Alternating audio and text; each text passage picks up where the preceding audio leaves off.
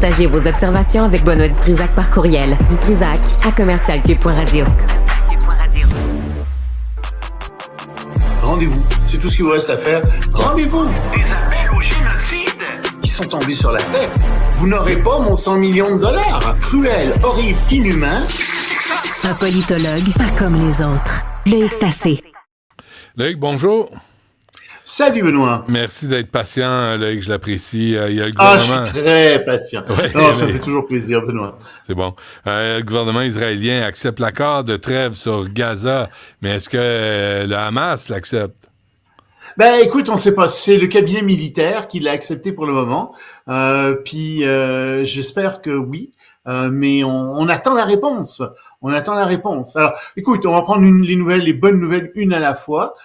Oui, ils l'ont accepté. Les premiers otages devraient être libérés dès dimanche.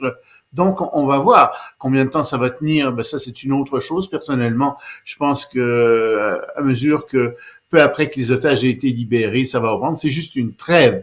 C'est pas la fin de la guerre du 467 jours, je me trompe-tu, autour de ça? Quelque chose comme ça, 1 an et demi, oui, c'est ça. C'était cœur, hein? C'était cœur, hein? Ah, c'est épouvantable. C'était cœur, hein? Oui. Mais il y a une question que j'aimerais te poser. Tu sais, comment ça se fait que l'armée israélienne, après 1 an et demi, sur un si petit territoire, soit pas parvenue à débusquer les endroits où se trouvaient des otages? Moi, ça me dépasse. Les otages. Parce que j'ai entendu, peut-être je me trompe, là, mais ce que j'ai entendu, c'est qu'il y avait des membres du Hamas avec des ceintures de dynamite tout autour, puis qu'ils allaient se faire sauter dès qu'ils voyaient un soldat israélien avec les otages. Donc, ils savent où ils sont. Ils savaient où ils étaient. On verra.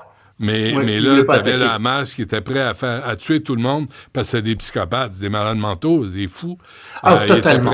Ils étaient prêts à tuer tout le monde dès qu'ils voyaient un soldat israélien. Mais je pense que ça fait longtemps qu'ils savent où ils sont. Ben, ça me semble être l'explication la plus logique, tu sais, parce que encore une fois, c'est un tout petit territoire. Ils l'ont ratissé complètement, détruit à 70%. Je peux pas croire qu'ils savent pas où sont les otages. Je suis pas mal certain qu'ils le savent et qu'ils ont fait le choix de négocier pour les libérer et qu'ils vont encore reprendre la guerre après et détruire ce qui reste du Hamas. Moi, je pense que c'est comme ça que c'est en train de se décider. Tout ça grâce à l'arrivée de Donald Trump. Oh oui, Donald. Oui, c'est ça. Ah oui. Je sais pas exactement ce qu'il a fait parce que celui que j'ai vu, c'est Anthony Blinken, qui était vraiment l'abeille ouvrière, qui était partout en toutes les capitales, qui négociait, qui était extrêmement compétent. Alors moi, je veux bien croire que l'autorité morale de Donald a fait quelque chose là-dedans. D'accord. Mais celui qui a vraiment travaillé à ça, c'est Anthony Blinken, et ça, c'est l'équipe de Joe Biden, bien entendu. Ça t'arrache les molaires, hein, de dire ça. Mais encore une fois, Loïc, le rôle du Qatar là-dedans, ces hypocrites, ces visages à deux faces, qui abritent les leaders du Hamas et qui après se présentent comme les grands négociateurs, c'est vraiment des crosseurs. Ils sont d'accord avec les objectifs fondamentaux du Hamas. Eux sont en guerre sainte. Pour eux, il faut absolument établir partout autour de la terre un islam rigoriste. Là, c'est ça qu'ils veulent. Alors, je trouve qu'en effet, on traite ces gens-là avec beaucoup trop d'égards. Mais bon, au moins, ça a permis la libération d'otages. Oui, c'est ça. Un mot sur TikTok, là, parce qu'il y a bien des gens qui comprennent pas ce qui se passe. Moi, le premier. TikTok, c'est pas compliqué. TikTok, c'est une compagnie chinoise qui est complètement entre les mains du Parti communiste chinois. Et donc, oui, le Parti communiste chinois peut récolter à travers TikTok toutes les données qu'il veut sur les citoyens américains. Le problème, c'est qu'il y a beaucoup de gens qui aiment ça, TikTok, à commencer par les jeunes de 13 à 39 ans. Il y a un sondage qui a été fait qui montre que 73% d'entre eux, c'est un sondage ePulse qui a été fait il y a quelques jours, disent que oui, ils aiment TikTok, puis qu'ils sont contre sa fermeture. Et tu as 64% des répondants qui disent qu'ils vont manquer la plateforme si elle n'est pas là. Et TikTok, ça rapporte de l'argent à un certain nombre de ses utilisateurs. Il y en a 25% qui sont responsables de 98% de tous les vidéos qui sont sur TikTok, et ils font de l'argent avec TikTok. Alors, bien entendu, ils sont contre ça, la fermeture de TikTok. Mais oui, c'est entre les mains du Parti communiste chinois. Puis oui, c'est facile pour le Parti communiste chinois et donc le gouvernement chinois de récolter toutes sortes d'informations sur les citoyens à travers TikTok. Et oui, ça représente fort probablement un risque pour la sécurité. Mais qu'est-ce qui va arriver à TikTok? Est-ce que ça va être vendu? Ça, on va le savoir bientôt. OK, mais est-ce que je comprends pas, Loïc, honnêtement, c'est comment ça menace la sécurité, comment ça menace la sécurité nationale. Parce que tu peux savoir exactement, tu peux avoir plein d'informations sur les gens. Tu peux savoir qui ils sont, quels sont leurs réseaux. Tu peux avoir des numéros de téléphone, etc. Mais tu as déjà ça sur Instagram, sur Facebook, oui, sur X. Oui, mais la différence, c'est que c'est pas détenu par un gouvernement étranger. C'est pas le gouvernement chinois qui a ça dans ses serveurs et qui peut faire des recoupages, etc. Mais qu'est-ce que tu veux qu'il fasse avec ça? Qui sache qui fait quoi, qui fréquente qui. Il peut savoir un certain nombre de choses sur les gens et brancher des réseaux d'écoute là-dessus. C'est ça qu'il cherche à faire. Le gouvernement chinois. C'est pas de gaieté de cœur que le gouvernement américain dit, écoutez, faut que ça change de propriété, faut que ce soit dans nos serveurs aux États-Unis, il faut pas que ce soit dans les serveurs chinois. Oui, ça pose un problème. Les fonctionnaires canadiens, c'est quoi, au mois de mars? On leur avait dit, il n'y a plus de TikTok, là, ils viennent d'enlever Netflix, puis il était temps, Disney+. Mais plus que ça, je vais te raconter, moi j'ai déjà donné des conférences, d'accord? Puis avec des fonctionnaires canadiens, qui à un moment donné, il y avait des gens de l'ambassade qui étaient là, l'ambassadeur, pour ne pas le dire, et toute son équipe, qui arrivait d'ailleurs avec des appareils photo, puis ils mitraillaient littéralement tous les gens qui étaient dans la pièce avec leurs appareils photo, etc. Et on avait demandé aux fonctionnaires, et c'est il y a plusieurs années, de ne pas apporter leur téléphone cellulaire. Parce que ils craignaient que les téléphones cellulaires soient piratés, qu'on lise, que les Chinois aient des machines pour lire les informations sur les appareils cellulaires, et ils leur avaient spécifiquement dit, laissez vos cellulaires chez vous. Donc, tu sais, on peut vraiment avoir plein d'informations à travers les réseaux informatiques, juste en étant à côté d'un téléphone cellulaire aussi. C'est incroyable ce qu'on peut faire maintenant avec tout ça. Donc oui, il y a un principe de précaution qu'il faut prendre.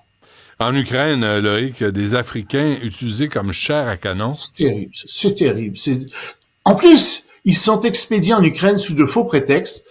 Les Russes font passer des annonces à travers l'Afrique. On l'avait déjà vu en Inde et en Afrique un peu pour des femmes. On leur disait, venez en Russie, vous allez travailler dans des hôtels. Pas du tout. Elles se retrouvaient en fait dans des usines de fabrication de drones dans des conditions épouvantables.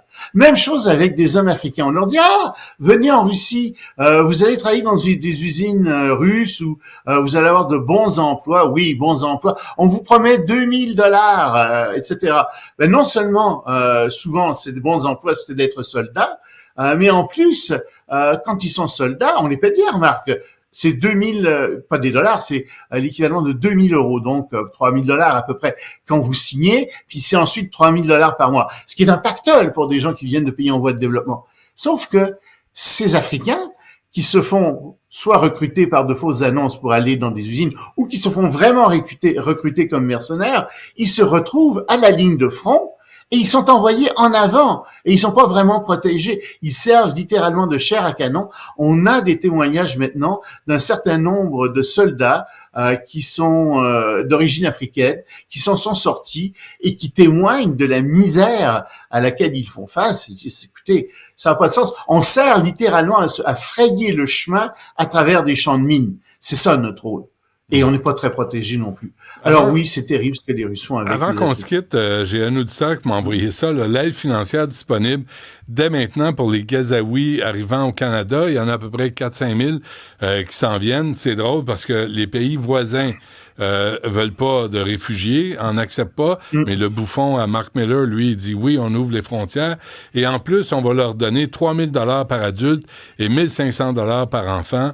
Je ne sais pas si c'est à chaque mois, je ne sais pas c'est quoi la fréquence de ces paiements-là, mais je pense pas qu'on donne ça. Si c'est vrai aussi.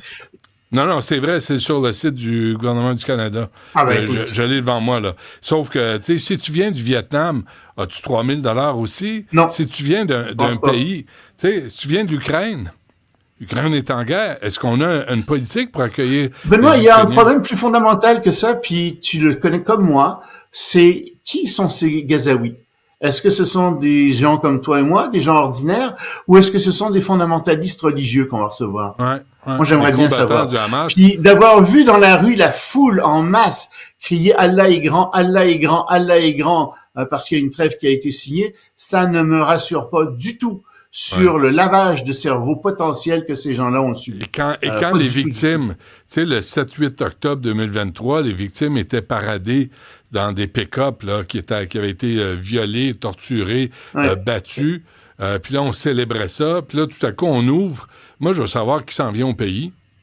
Je veux savoir, tu sais, c'est comme en Haïti, là, les tontons macoutes qui débarquaient.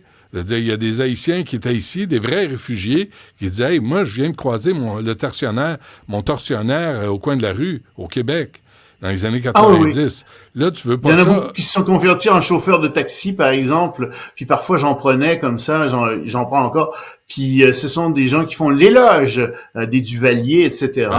C'est pas du tout agréable d'avoir ça quand on est dans un taxi. On se laisse là-dessus. On se reparle lundi, hein? C'est la grande journée, habille-toi propre. Et je pense que je vais venir en studio lundi. Ah oui, j'aimerais ça. On va se reparler. Merci, Loïc. Salut, à lundi.